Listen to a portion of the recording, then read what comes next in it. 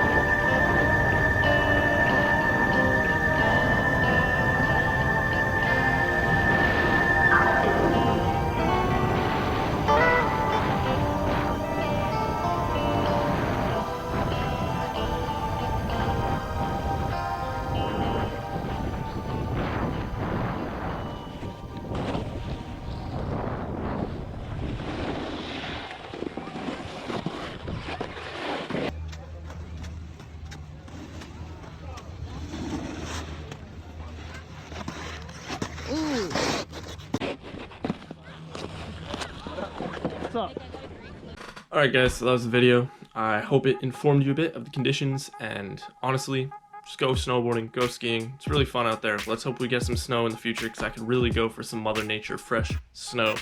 Would love some. But for the meantime, we've got a bunch of man-made snow. If you did enjoy today's video, make sure to leave a like, comment something interesting, and subscribe if you're new here. Thanks for watching. Peace.